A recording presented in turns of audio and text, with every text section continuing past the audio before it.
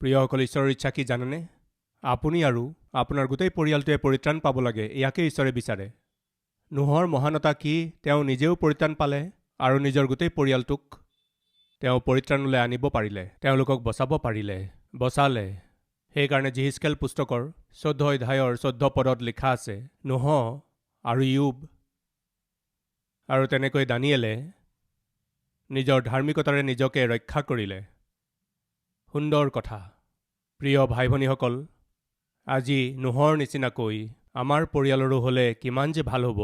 তেতিয়া এটা প্ৰশ্ন উঠিব পাৰে, আপুনিতো কৈছিল কাৰ্যৰ আৰম্ভণতকৈ কাৰ্যৰ শেষ ভাল আৰু মৰণৰ দিন জন্মৰ দিনতকৈ ভাল। এইদৰে উল্লেখ কৰি আপুনি কৈছিল যে বাইবেলত কিছুমান লোকৰ আত্মিক জীৱনৰ আৰম্ভণি ভাল আছিল কিন্তু শেষ বেয়া হৈছিল। কিন্তু এতিয়া নোহৰ বিষয়ে কিয় কৈ আছে? নোহৰ শেষ কেনেকুৱা হ'ল? ইমান সুন্দৰ আত্মিক নোহৰ জীৱনৰ শেষ কেনেকুৱা হ'ল? জানিবলৈ বিচৰাসকলে হাত দেখুৱাবনে? জানিবলৈ বিচাৰেনে নাই? জানিবলৈ বিচৰাসকলে হাত দেখুৱাব। তেন্তে কালি নিশ্চয় চাব। আপোনালোকে চিৰিয়েল বৰ ভাল পায় নহয়? পাছৰ অংশ অহাকালিৰ কাৰ্যসূচীত। তাৰমানে নোহৰ জীৱনৰ শেষ কেনেকৈ হ'ল এয়া মই কালি কম। এইবুলি আপুনি ভাবিছে নেকি প্ৰিয়সকল? নহয়, আজিয়েই মই কম। ৰাইট? ইমান সুন্দৰভাৱে নিজৰ আত্মিক জীৱন আৰম্ভ কৰিলে। আজি যে আমাক পৃথিৱীত পোৱা গৈছে আৰু এই পৃথিৱীত যে মানুহ জীয়াই আছে, ইয়াৰ কাৰণ কি জানেনে? নোহৰ ধাৰ্মিকতা। আজি এই পৃথিৱীত থকা লোকসকল আমেৰিকাত থকা হ'ব পাৰে, ইংলেণ্ডত থাকিব পাৰে, অষ্ট্ৰেলিয়াত থাকিব পাৰে। এই পৃথিৱীত মানুহৰ অস্তিত্ব যে আছে তাৰ কাৰণ জানেনে? নোহ আৰু তেওঁৰ 3জন পুত্ৰ। নোহৰ 3জন পুতেক আছিল, ছেম, হাম আৰু জেফত। এই পৃথিৱীৰ মানুহবিলাক যিকোনো দেশ, যিকোনো ৰাষ্ট্ৰত, যি ৰাজ্যতেই নাথাকক, তেওঁলোকৰ উৎপত্তি কেনেকৈ হ'ল বুলি ক'লে বাইবেল অনুসৰি ছেম, হাম আৰু জেফত এই 3জনৰ পৰাইহে আজি পৃথিৱীৰ গোটেই মানৱ জাতিটোৰ অস্তিত্ব আহি পাইছে। সেই কালত নোহৰ ধাৰ্মিকতাই আৰু আত্মিকতা যিহেৰে তেওঁ নিজৰ পৰিয়ালক ৰক্ষা কৰিলে, সেয়াই পৃথিৱীত মানুহ থকাৰ আধাৰ হৈ উঠিল। তেতিয়াৰ সেই নোহ আজিও আমাৰ কাৰণে আশীৰ্বাদৰ কাৰণ হৈ আছে। তাৰ কাৰণ হৈছে তেওঁৰ ধাৰ্মিকতা। আৰু একে সময়তেই সেই নোহই আমাৰ সকলোৰে বাবে সখিয়নিও দিলে। সেয়া কেনেকৈ? পঢ়োঁ আহক। নোহৰ যি পুত্ৰসকল জাহাজৰ পৰা ওলাল, তেওঁলোক ছেম, হাম আৰু জেফত আছিল। ঈশ্বৰে কৈছিল, নোহ এখন জাহাজ বনোৱা আৰু তাত পৰিয়ালৰ সৈতে প্ৰৱেশ কৰা। যেতিয়া জলপ্ৰলয় আহিব তেতিয়া সেয়াই তোমাৰ পৰিয়ালক বচাব, ৰক্ষা কৰিব। ঈশ্বৰে ক'লে।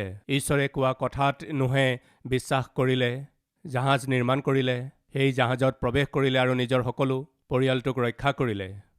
পৃথিৱীৰ গোটেই মানৱ জাতিটোক ধ্বংস কৰা হ'ল, কিন্তু ঈশ্বৰৰ কথাত বিশ্বাস কৰি জাহাজখন নিৰ্মাণ কৰি তাত প্ৰৱেশ কৰাত নোহ বাচি গ'ল। ঈশ্বৰৰ ওপৰত বিশ্বাস কৰি খ্ৰীষ্টৰূপী জাহাজত আপুনি যদি প্ৰৱেশ কৰে, যিদিনা এই পাপৰ সংসাৰখন ধ্বংস হ'ব সেইদিনা আপুনি বাচি যাব, ৰক্ষা কৰা হ'ব। সেইদিনা জাহাজখনে যিদৰে নোহৰ পৰিয়ালটোক জলপ্ৰলয়ৰ পৰা ৰক্ষা কৰিলে, তেনেকৈয়ে আজি মোৰ প্ৰভু যীশুখ্ৰীষ্টে আপোনাক ৰক্ষা কৰিবলৈ ঈশ্বৰৰ দ্বাৰাই পঠোৱা হোৱা এখন জাহাজ। সেই যীশুত বিশ্বাস কৰি সেই যীশুক উদ্ধাৰকৰ্তাৰূপে গ্ৰহণ কৰিলে আপুনি নাশ হ'বলগীয়া, নৰকলৈ যাবলগীয়া সমাজখনৰ পৰা আপুনি নিজৰ জীৱন বচাব পাৰিব, ৰক্ষা কৰিব পাৰিব। সেইদিনা ঈশ্বৰে ক'লে, নোহ, প্ৰলয় আহিবলগীয়া আছে। নোহ, বিনাশ ওচৰ হৈছে। নোহ, মই গোটেই মানৱ জাতিটোক ধ্বংস কৰিবলৈ গৈ আছোঁ। এইদৰে কোৱাত নোহে বিশ্বাস কৰিলে। আজি আমাৰ মাজত কোনোবাই বিশ্বাস কৰিছেনে? প্ৰলয় আহিবলগীয়া আছে।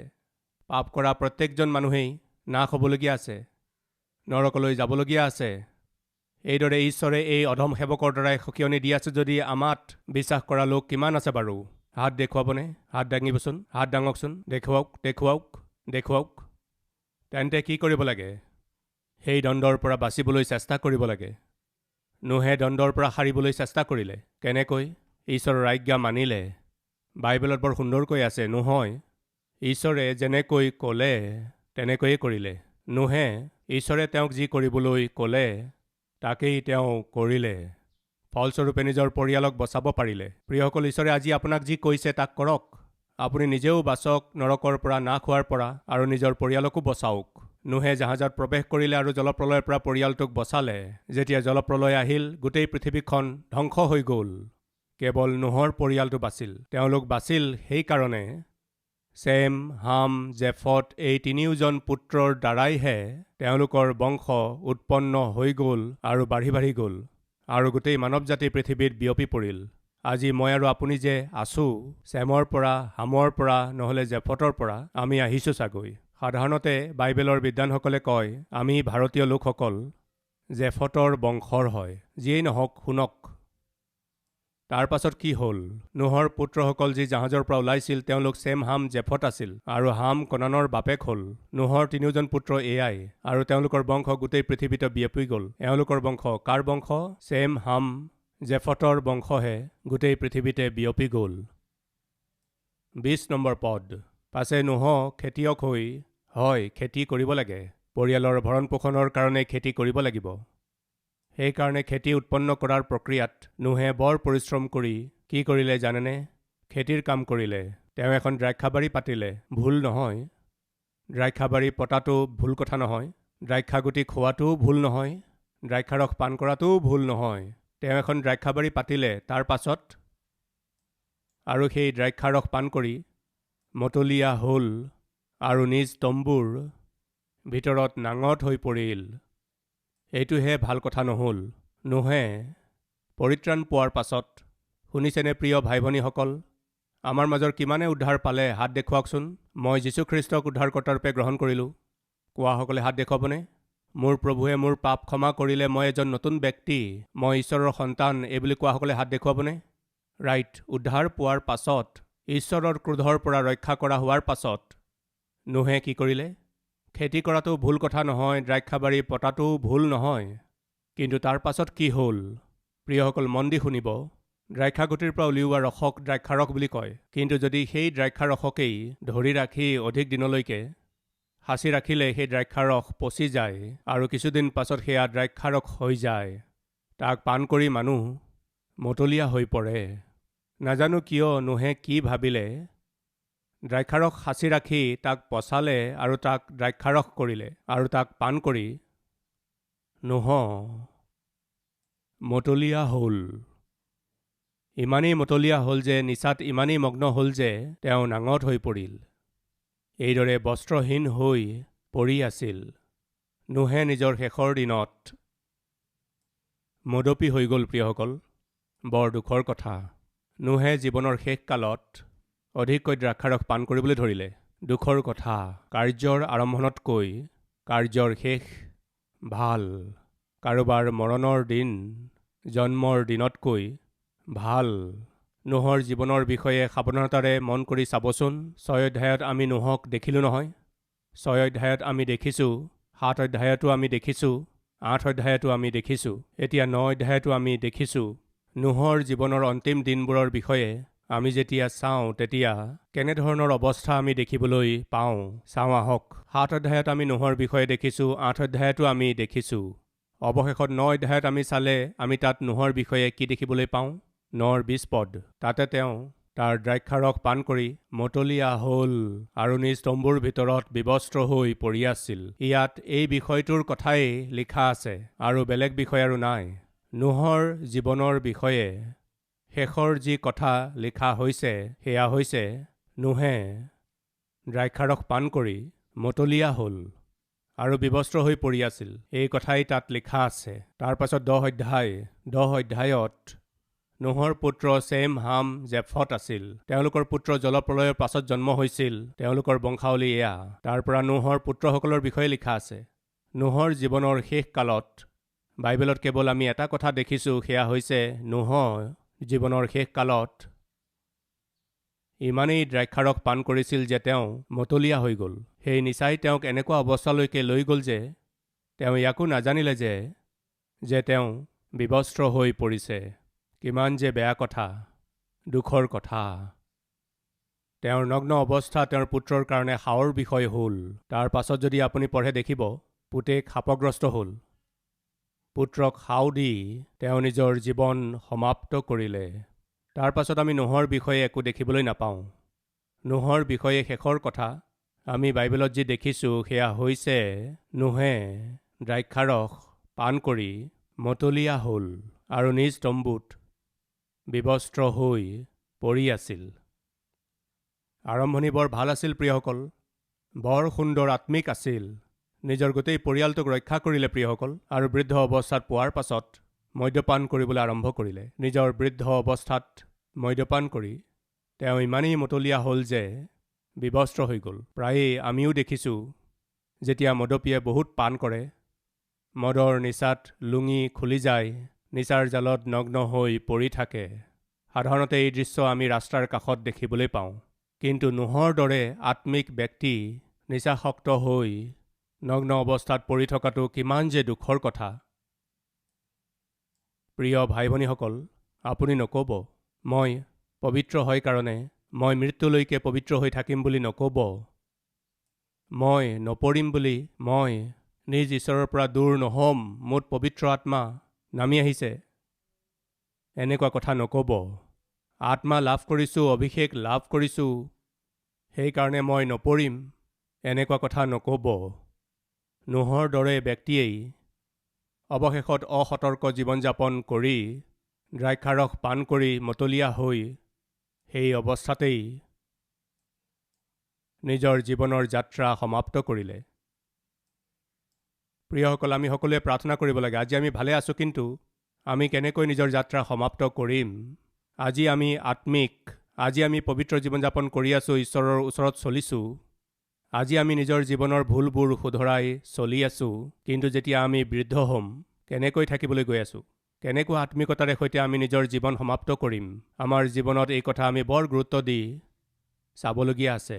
আমাৰ মাজৰ প্ৰত্যেকেই প্ৰতিদিনে কি প্ৰাৰ্থনা কৰিব লাগে জানেনে? প্ৰভু, মোক এটা ভাল সমাপ্তি প্ৰদান কৰক পিতৃ। কিছুমান ডাঙৰ ডাঙৰ লোকক যাক আমি বাইবেলত দেখিছোঁ, তেওঁলোক মহান আছিল, কিন্তু তেওঁলোকৰ সমাপ্তি বৰ দুখদায়ক আছিল। অদ্ভুত আত্মিক আছিল, কিন্তু শেষৰ ফালে নিজৰ আত্মিকতা হেৰুৱাই ঈশ্বৰৰ পৰা দূৰ হৈ গ'ল, অপমানজনক মৃত্যুক আঁকোৱালি ল'লে। এনেকুৱা অৱস্থা আমাৰ যদি হ'ব নালাগে, এনেকুৱা লোকক দেখি আমি নিজৰ জীৱনত চেতনা যেন লৈ লওঁ। ঈশ্বৰে কিয় এই ঘটনাটো বাইবেলত লিখালে বুলি ক'লে আমি যাতে সাৱধান হৈ যাওঁ। নোহ ধাৰ্মিক আছিল, সিদ্ধ আছিল, কিন্তু শেষলৈ আহি মদপী হৈ গ'ল। আজি আমাৰ মাজত এনে লোক আছেনে? আপোনাৰ আৰম্ভণি ঠিক আছিল, আত্মিকতা ঠিক আছিল, আপুনি পৰিত্ৰাণ পালে, বাপ্তিস্ম ল'লে, উৎসাহেৰে প্ৰভুৰ বাবে জীৱন কটালে, আপুনি সাক্ষ্য দিওঁতা আছিল, কিন্তু আজি আপুনি আত্মিকতা হেৰুৱালে। কি হ'ল সেই প্ৰাৰ্থনাৰ? কি হ'ল সেই আত্মিকতাৰ? আপুনি কিয় সাক্ষ্য দিয়া নাই? আপুনি কিয় মণ্ডলীলৈ নাযায়? আপুনি কিয় আঁঠু লোৱা নাই? কিয় বাইবেল পঢ়া নাই? কিয় ঈশ্বৰৰ বাবে আজি উৎসাহেৰে সৈতে আপুনি চলি থকা নাই? কি হ'ল আপোনাৰ আত্মিকতাৰ? সকলো নাশ হৈ গ'ল। কি হ'ল সাক্ষ্যৰ? নষ্ট হৈ গ'ল। কি হ'ল আপোনাৰ পবিত্ৰতাৰ? নষ্ট হৈ গ'ল। সাৱধান! আপোনাৰ আত্মিকতাৰ স্তৰ যদি প্ৰতিদিনে পৰি পৰি গৈ আছে, তেন্তে সাৱধান! আপুনি পতিত অৱস্থালৈ গৈ আছে। আপোনাৰ সাক্ষ্য, আপোনাৰ সন্তান ধ্বংস হ'বলৈ গৈ আছে। যদি এইদৰে হ'ব নালাগে, তেন্তে আজি নিশ্চয়ে এই বাৰ্তা শুনাৰ পাছত প্ৰাৰ্থনা কৰিব লাগে, প্ৰভু, নোহৰ নিচিনা ধাৰ্মিকেই নিজৰ আত্মিক জীৱনত অৱহেলা কৰিলে। দ্ৰাক্ষাৰস পান কৰা ভুল নহয়, কিন্তু নিচাযুক্ত দ্ৰাক্ষাৰস পান কৰাটো ভুল কথা। ছোৱালীৰ সৈতে কথা পতাটো ভুল কথা নহয়, অদৰকাৰী বন্ধুত্বহে ভুল। ল'ৰাৰ সৈতে কথা পতাটো ভুল নহয়, কিন্তু অদৰকাৰী সম্বন্ধহে ভুল। চাকৰিৰ স্থানত নিজৰ লগৰসকলৰ সৈতে কথা পতাটো ভুল নহয়, কিন্তু ঘনিষ্ঠ হোৱাটোহে ভুল কথা। আজি আপুনি নিজৰ জীৱনত আপুনি যি ভুল হ'বলৈ দি আছে, কৰি আছে, আজি তাক আপুনি এৰিব লাগিব।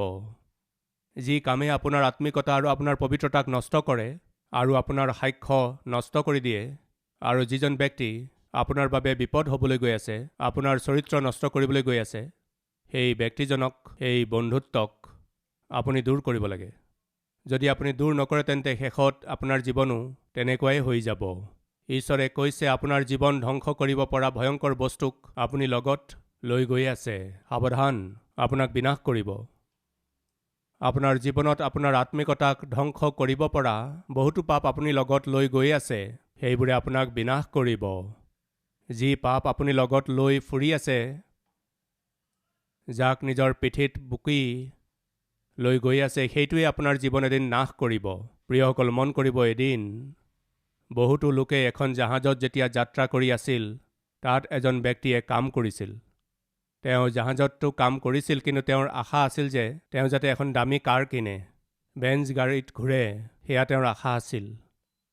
জাহাজত বহুতো লোকে যাত্ৰা কৰি আছিল আৰু হঠাৎ জাহাজৰ কেপ্টেইনে সন্মুখলৈ আহি ৱাৰ্ণিং বেলটো দবালে। সকলোৱে সুধিলে, কি হ'ল কি হ'ল? তেতিয়া ক'বলৈ ধৰিলে, এই জাহাজখন ডুবিবলৈ আছে।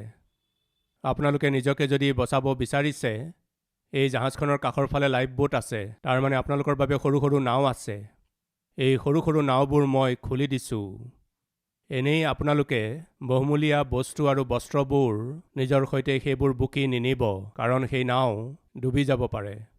নিজৰ প্ৰাণ হাতৰ মুঠিত লৈ ওলাই যাওক। জীয়াই থাকিলে আকৌ উপাৰ্জন কৰিব পাৰিব। এইদৰে কওঁতে শুনি থকা সকলোৱে, যিসকলে সেই জাহাজেৰে যাত্ৰা কৰি আছিল, পিছফাললৈ ঘূৰি নোচোৱাকৈয়ে একেবাৰে গৈ এই জাহাজখনৰ পৰা সেই নাৱত জাপ মাৰিলে। এই জাহাজখনৰ পৰা সেই নাৱত উঠিল। যেতিয়া সকলো লোকে জাহাজৰ পৰা নাৱৰ ফালে দৌৰি আছিল, তেতিয়া সেই ব্যক্তিজনে তেওঁলোকৰ সকলো বহুমূলীয়া বস্তু আৰু বস্ত্ৰবোৰ তেওঁলোকৰ কোঠাবোৰত যি যি পৰি আছিল, সেইবোৰলৈ তেওঁৰ লোভ লাগিল। কি, বহুদিনৰে পৰা মই বেঞ্জ কাৰ কিনিব বিচাৰিছিলোঁ। এওঁলোকেতো নিজৰ টকা পইচা ৰূপ সোণ সকলো এৰি থৈ গুচি গ'ল। এনেকুৱা সুযোগ আৰু মই কেতিয়া পাম? এই বুলি ভাবি তাৰ সকলোবোৰ পইচা, তাত পোৱা সকলো আভূষণবোৰ লৈ টোপোলা এটাত বান্ধি, সেয়া টোপোলা বন্ধাৰ সময় আছিল জানো? নিজৰ প্ৰাণ ৰক্ষা কৰাৰহে সময় আছিল। তেওঁলোক সকলোকে সোনকালে উঠাই চাদৰেৰে টোপোলা বান্ধি ডিঙিত ওলোমাই ল'লে। খৰখেদাকৈ খোজকাঢ়িছিল। খোজকাঢ়িবলৈ তেওঁ সমস্যাত পৰিছিল। তথাপিও বেচেৰা খোজকাঢ়ি সেই জাহাজখনৰ পৰা সেই নাওখনত তেওঁ জঁপিয়াব লগা আছিল। তেওঁৱেই শেষৰ ব্যক্তি আছিল। জাহাজৰ পৰা নাৱত জঁপিয়াব বিচাৰিলে। পিছত কি আছে কওকচোন? কি আছে? ডাঙৰ এটা টোপোলা। সেই টোপোলাটো যদি তাৰ ডিঙিত নাথাকিলহেঁতেন, তেওঁ ভালদৰে নাওখন পালেহেঁতেন, সুৰক্ষিত হ'লহেঁতেন। একো কথা নাই, গৈ পাই যাম। হঠাতে তেওঁ জাপ মাৰিলে। তেওঁৰ ডিঙিত ওলমি থকা বোজাটোৰ কাৰণে তেওঁ সাগৰত পৰি গ'ল। সকলো লোকে চাই আছিল। তেওঁ সাগৰত পৰি গ'ল। ডিঙিত ওলমি থকা সেই টোপোলাটো কুঅভিলাষ আছিল, যাৰ কাৰণে তেওঁ মাজতেই মৰিব লগা হ'ল। বাচিবলৈ তেওঁৰ সন্মুখত সুযোগ আছিল। নিজৰ প্ৰাণ ৰক্ষা কৰিবলৈ তেওঁ চান্স পাইছিল। শান্তিৰে পাৰলৈকে যাবলৈ ঈশ্বৰে তেওঁৰ বাবে এটা সুযোগ দিছিল। তাত সেই ব্যৱস্থা আছিল, কিন্তু তেওঁৰ কুঅভিলাষে তেওঁক পাৰলৈকে যাবলৈ নিদিলে। প্ৰিয় ভাই ভনীসকল, ঈশ্বৰে ব্যৱস্থা কৰি দিছে। এই জগতখন ডুবিবলগীয়া আছে। এই সৃষ্টি ডুবিবলগীয়া আছে। পাপেৰে ভৰি থকা এই পৃথিৱীখন কোনোবা নহয় কোনোবা দিনা নাশ হ'বলগীয়া আছে। আৰু কিন্তু এনেকৈ নাশ হ'বলগীয়া সময়ত আপোনাক ৰক্ষা কৰিবলৈ ঈশ্বৰে যীশুখ্ৰীষ্ট ৰূপে নাও এখন এই জগতলৈ পঠালে। আপুনি যি অৱস্থাতে আছে, প্ৰভুৰ চৰণলৈ আহিলে আপুনি বাচি যাব, স্বৰ্গলৈকে গৈ পাব। প্ৰভুৰ চৰণত আশ্ৰয় লোৱাৰ প্ৰক্ৰিয়াত জগতখনক, পাপক টোপোলা বান্ধি নিজৰ পিঠিত তুলি আপুনি নিজকে ৰক্ষা কৰিবলৈ চেষ্টা কৰিলে সেয়া সম্ভৱ নহ'ব। আপুনি জীব লাগিব। সেই পাৰলৈকে যাবলৈ হ'লে কি কৰিব লাগিব? চকুৰ অভিলাষ, মাংসৰ অভিলাষ আৰু জীৱনকালৰ গৰ্ব, এই সকলোবোৰ এৰি শান্তিৰে যীশুৰ ওচৰলৈ গৈ পাব লাগিব। তেওঁ কি কৰিলে? অধাৰ্মিকতাৰে ধন আয় কৰি, অন্যায়েৰে ধন একগোট কৰি নিজৰ ডিঙিত ওলোমাই লৈ নিজকে ৰক্ষা কৰিবলৈ তেওঁ চেষ্টা কৰিলে। কিন্তু তেওঁৰ ডিঙিত ওলোমাই লোৱাটোৱেই তেওঁৰ প্ৰাণ ল'লে। আপুনি যিহকে পিঠিত বুকি আছে, আপুনি যি অপবিত্ৰ কাম, যি অপবিত্ৰ সম্বন্ধক আৰু যি অনৈতিক সম্বন্ধক, অপবিত্ৰ বন্ধুত্বক, অধাৰ্মিক আয়ক যিহক আপুনি বুকি লৈ ফুৰিছে, সেয়াই আপোনাক ধ্বংস কৰিবলৈ গৈ আছে। আপুনি যাতে স্বৰ্গলৈ গৈ নাপায়, মাজতেই আপোনাক ধ্বংস কৰিবলৈ গৈ আছে। আজি ঈশ্বৰে আপোনাক স্পষ্টকৈ কৈ আছে, তুমি জীব লাগিব। তুমি জীয়াই থাকিবলৈ মই নিজৰ প্ৰিয় পুত্ৰক পঠালোঁ। তেওঁ তোমাক ৰক্ষা কৰোঁতা এখন নাও, তোমাক পাৰলৈকে লৈ যাব পৰা এখন নাও। সেই নাওলৈকে তুমি যাবলৈ হ'লে নিজৰ বোজাবোৰ আৰু তোমাৰ জীৱনত লিপ্ত হৈ থকা সকলোবোৰ পাপক তুমি এৰিব লাগিব। আহি সেই নাৱত প্ৰৱেশ কৰিব লাগিব। সেই যীশুখ্ৰীষ্টৰ ওচৰলৈ আহিব লাগিব। তেতিয়া তেওঁ পাৰলৈকে লৈ যাব, তোমাক স্বৰ্গলৈ লৈ যাব। প্ৰিয়সকল, প্ৰভুৱে কৈছে, এৰি দিয়া। যিবোৰ তুমি বান্ধি ৰাখিছা, যিবোৰ বন্ধনত তুমি বান্ধ খাই আছা, যিবোৰ বোজা তুমি বুকি চলি আছা, সেইবোৰ আজি তুমি এৰি দিয়া। ঈশ্বৰে আপোনাক বচাব বিচাৰে। এই বাৰ্তা শুনাৰ পাছত প্ৰিয় ভাই ভনীসকল, নিজকে চাওক। সেই ব্যক্তিজনে এখোজ আগবঢ়োৱা হ'লে বাচিলহেঁতেন। কেনেকৈ? সকলোৰে নিচিনাকৈ। এই জগতৰ সৈতে সম্বন্ধীয় সকলো এৰি দিয়া হ'লে তেওঁ কি কৰিলে জানেনে? জগতৰ অভিলাষবোৰ নিজৰ সৈতে বুকি লৈ গ'ল। সেয়াই তেওঁক ধ্বংস কৰিলে। এখোজ আগবঢ়োৱা হ'লে তেওঁ বাচি গ'লহেঁতেন। কিন্তু সেই সময়তেই যি টোপোলাটো তেওঁ বুকিছিল, সেয়াই তেওঁৰ মৃত্যুৰ কাৰণ হ'ল। আজি এই সময়ত এখোজ যদি আপুনি আগবঢ়ায়, তেন্তে স্বৰ্গলৈ যাব। আপুনি কেৱল এটা কাম কৰিব লাগে। আপুনি যি অৱস্থাত আছে তেনেকৈয়ে ঈশ্বৰৰ ওচৰলৈ আহক। আপোনাৰ জীৱনৰ সকলো অভিলাষ, ইচ্ছাবোৰ, সকলোবোৰ তাতেই ত্যাগ কৰি ঈশ্বৰৰ ওচৰলৈ আহিলেই হৈ গ'ল। তেওঁ ৰক্ষা কৰিব। তেনেদৰে নকৰি পাপৰ সৈতে, পাপৰ ইচ্ছাবোৰৰ সৈতে, পাপৰ বোজাৰে সৈতে, যাৰ সৈতে আপুনি বন্ধনযুক্ত হৈ আছে, সেইবোৰতেই যদি আপুনি ভৰসা কৰি থাকে, সেইবোৰে আপোনাক ধ্বংস কৰিব। আপুনি বুজি পালেনে এই বাৰ্তাটো? যদি বুজি পাইছে, তেন্তে আজি সেই বোজা এৰি দিবনে? এৰি দিবনে? সেই পাপটো নিজৰ জীৱন ৰক্ষা কৰিবলৈ চেষ্টা কৰিবনে? হয় বুলি কোৱাসকলে মোৰ সৈতে একেলগে প্ৰাৰ্থনা কৰিবনে? আহক প্ৰাৰ্থনা কৰোঁ।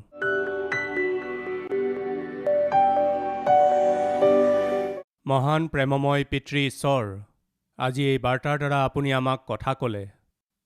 কাৰ্যৰ আৰম্ভণতকৈ শেষ ভাল, মৰণৰ দিন জন্মৰ দিনতকৈ ভাল। নোহৰ জীৱনৰ পৰা আপুনি আমাক শিকালে। বৰ সুন্দৰকৈ তেওঁ আত্মিক জীৱন আৰম্ভ কৰিছিল। বৰ সুন্দৰকৈ তেওঁ আত্মিক জীৱন আগবঢ়ালে। মানুহৰ কাৰণে তেওঁ আদৰ্শ হ'ল। নিজৰ পৰিয়ালক ৰক্ষা কৰিব পাৰিলে, কিন্তু যেতিয়া শেষলৈ আহিল, এজন মদপী হৈ, নিচাত নাঙঠ হৈ, বস্ত্ৰহীন হৈ পৰি থকাটো কিমান যে বেয়া আৰু দুখৰ কথা। পিতৃ, মোৰ শেষ ভাল হ'ব লাগে। আমাৰ শেষ ভাল হ'ব লাগে পিতৃ। আজি আমাৰ যি আত্মিকতা আছে, তাতকৈও অধিক অনাগত সময়ত আমাৰ আত্মিকতা হ'ব লাগে। প্ৰতিদিনে আপোনাৰ ওচৰলৈ চাপি যাব লাগে। প্ৰতিদিনে আপোনাৰ প্ৰতিমূৰ্তি হৈ উঠিব লাগে। প্ৰতিদিনে আপোনাৰ স্বভাৱবোৰ নিজৰ জীৱনত দেখুৱাব লাগে। আপোনাত আমি থাকি, আমাত আপুনি থাকি আমি চলিব লাগে। আমাক চাই থকাসকল আমাৰ বন্ধু আৰু আমাৰ সম্বন্ধীয় লোক হ'ব পাৰে। তেওঁলোক আমাৰ লগৰ বিশ্বাসী বা আমাৰ লগৰ সহকৰ্মীও হ'ব পাৰে। আমাত আপোনাক দেখা পাব লাগে পিতৃ। এনেকুৱা আত্মিকতা দিয়ক। আমাৰ মাজৰ কিছুমানে এটা সময়ত আত্মিকতা জীৱন যাপন কৰিলে, কিন্তু আজি পতিত অৱস্থাত আছে। পাপৰ জীৱন যাপন কৰি আজিৰ তাৰিখত পৰি আছে পিতৃ। তেওঁলোকে নিজৰ ভুল স্বীকাৰ কৰিছে, ক্ষমা বিচাৰিছে পিতৃ, পুনৰ সমৰ্পণ কৰিছে পিতৃ। তেওঁলোকক গ্ৰহণ কৰক পিতৃ।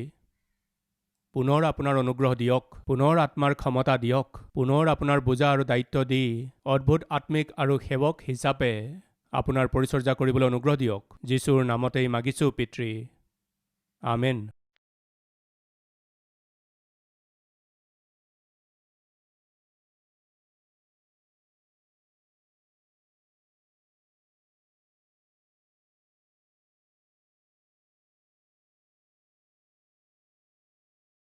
हमारा address Calvary, post box number 30, Kukatpally, Hyderabad 72।